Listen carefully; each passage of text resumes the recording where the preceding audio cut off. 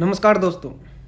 कहते हैं जब किसी देश में कोई बड़ा बदलाव करना हो तो सबसे पहले उसकी शिक्षा नीति को बदलना चाहिए और इसकी शुरुआत हमारे देश में हो चुकी है।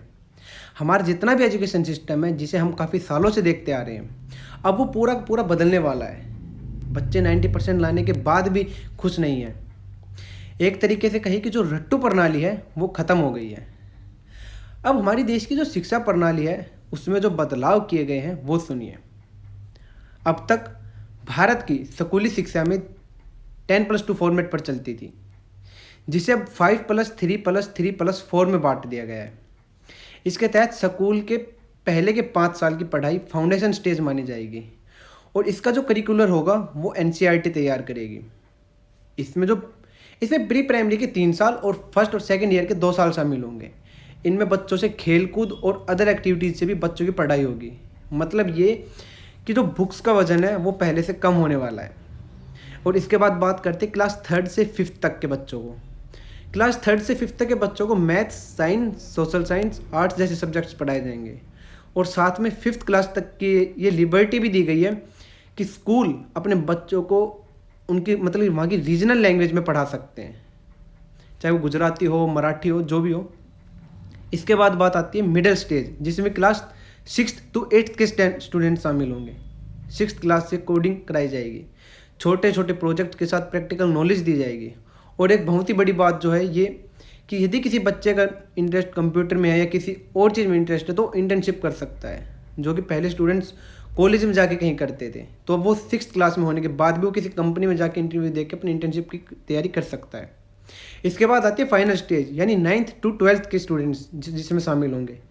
सबसे बड़ी और खुशी की बात यह है कि अब यदि कोई कॉमर्स का स्टूडेंट हिस्ट्री पढ़ना चाहे या कोई आर्ट्स का स्टूडेंट बायोलॉजी पढ़ना चाहे तो अब वो ऐसा कर सकता है।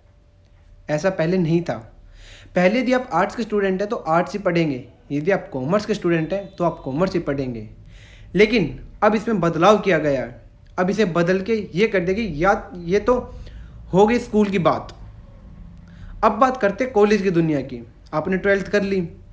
अब जैसे ही आप कॉलेज में आते हो तो पहले क्या होता था कि काफ़ी स्टूडेंट्स अपने कॉलेज की पढ़ाई कंटिन्यू नहीं रख पाते थे।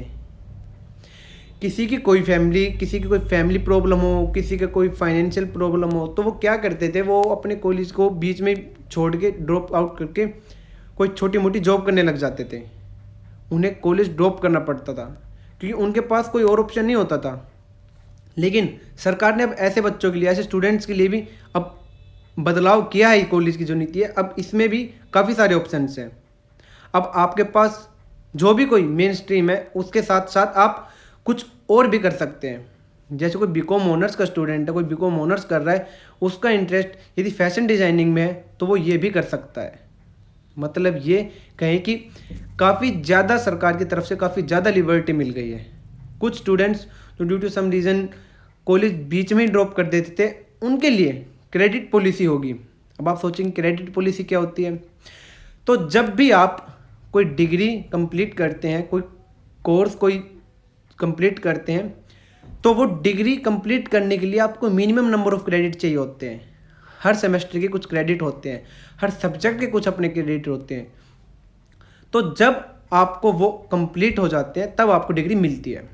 तो अब क्या होगा, मान लो किसी ने फर्स्ट ईयर में एडमिशन लिया और अब वो 2 साल का ड्रॉप करना चाहता है, तो 2 साल के बाद जब वो आएगा तो वो सेकंड ईयर में एडमिशन लेगा।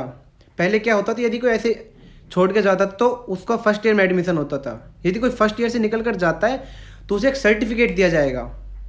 इसके जितने भी क्रेडिट्स होंगे वो सब कॉलेज के पास ऑनलाइन सेफ उनके पास रिकॉर्ड होगा उन सब का।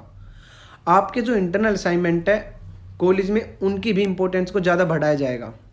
इसके बाद यदि कोई स्टूडेंट सेकंड ईयर के बाद छोड़ के जाता है तो उसे डिप्लोमा मिलता है। अगर आप 3rd ईयर करते हैं तो आपको बैचलर डिग्री मिलेगी। और मान लो आप 4 साल तक पढ़ते हैं। अब आप सोचेंगे 4 साल? जी हाँ, सरकार ने एक नई चीज़ इंट्रोड्यूस की है कि आपको डिग्री 4 साल की हो तो और भी ज़्यादा फ़ायदेमंद होगी।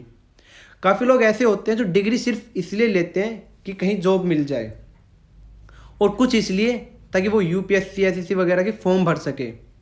तो सरकार ने कहा कि यदि किसी को ग्रेजुएशन के बिहाफ पे जॉब करनी है तो ये वो 3 साल की डिग्री लो और जॉब करो।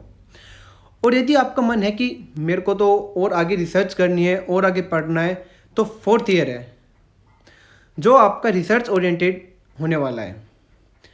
उन स्टूडेंट्स को 4 साल की डिग्री मिलेगी जो 4th ईयर तक एडमिशन इस 4th ईयर तक कंप्लीट करते हैं।